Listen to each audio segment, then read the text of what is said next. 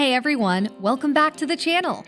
Today we're discussing a product you've probably seen, used, or should definitely be using: sunscreen. You know, that lotion you frantically apply 10 minutes before hitting the beach, or the one sitting in the back of your drawer because you meant to start wearing it daily? Yeah, that one. But how much do you really know about sunscreen?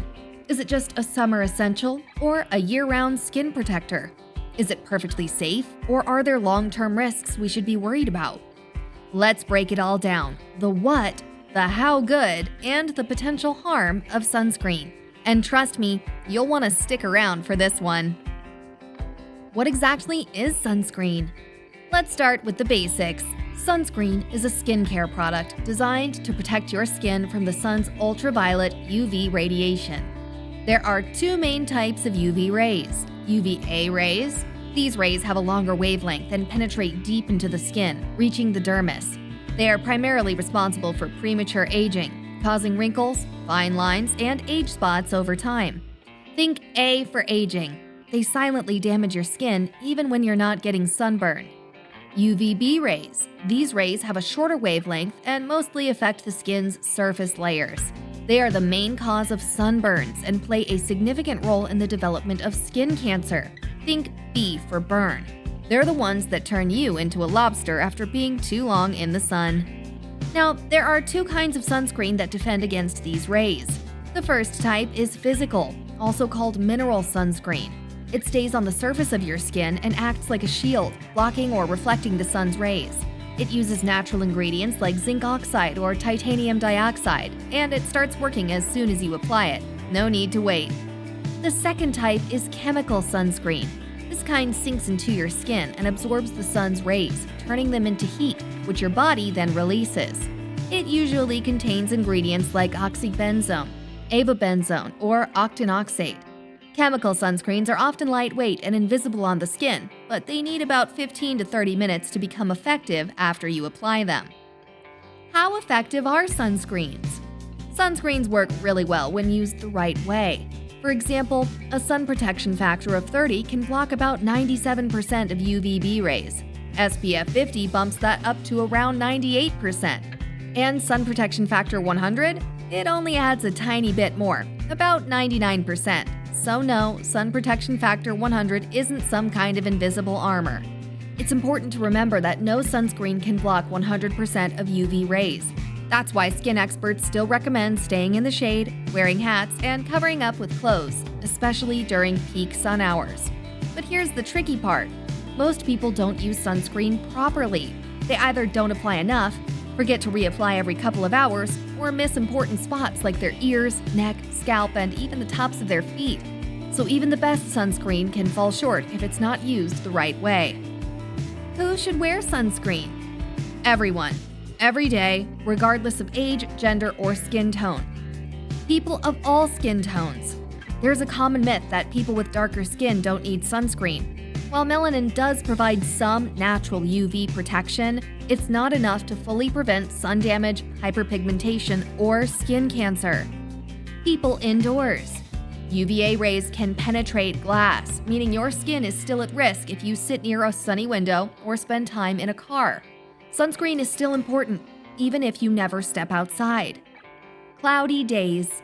Up to 80% of UV rays can pass through clouds.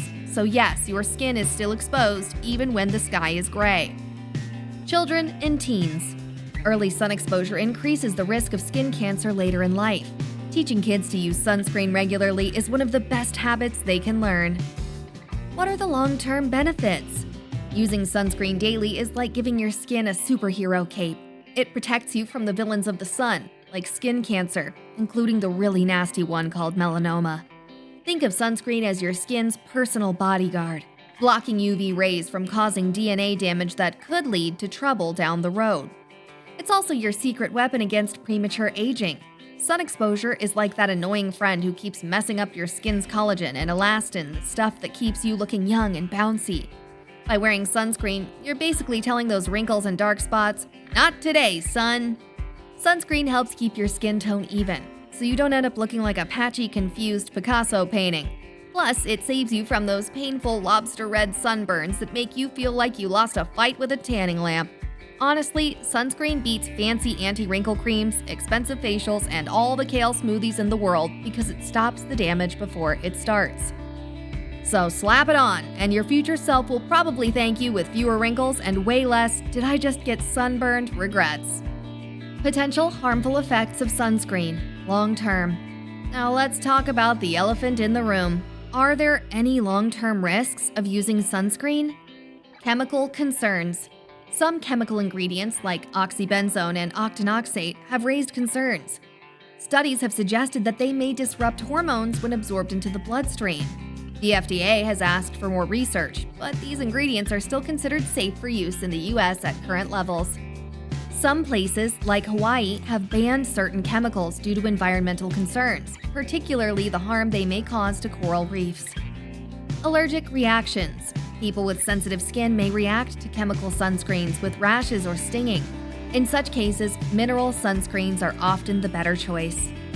Over-reliance. Some people think sunscreen makes them invincible in the sun. They stay out longer, skip other protective measures, and end up with more damage. Sunscreen is a tool, not a free pass to sunbathe for hours. Environmental impact. Certain sunscreen ingredients can damage marine life, especially coral reefs. If you're swimming in the ocean, look for reef-safe options made without oxybenzone or octinoxate.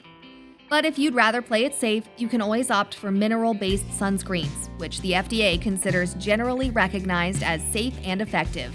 Grace. Sunscreen in the environment. Yep, it's not just about your skin anymore. Your sunscreen might be going on vacation without you, straight into the ocean. And unfortunately, it's not doing any favors for marine life.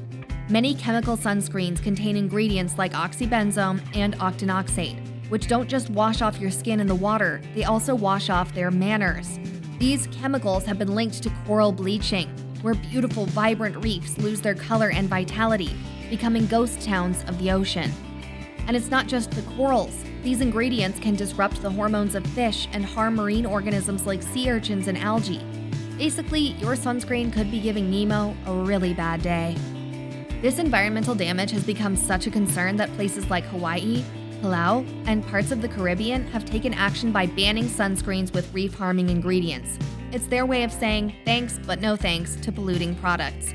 The good news? You can still protect your skin and the planet by choosing reef-safe or mineral-based sunscreens that use ingredients like zinc oxide or titanium dioxide. They're kinder to your face and the fish. So next time you're packing for the beach, think of it this way.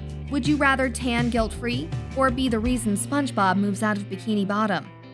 Sunscreens are absolutely essential in modern skincare. They protect us from serious health risks like skin cancer and cosmetic concerns like premature aging. If you found this video helpful, do your skin a favor. Hit that like button, subscribe, and share this with a friend who still thinks sunscreen is just for beach days. Stay fit, stay sharp, and we'll see you in the next video.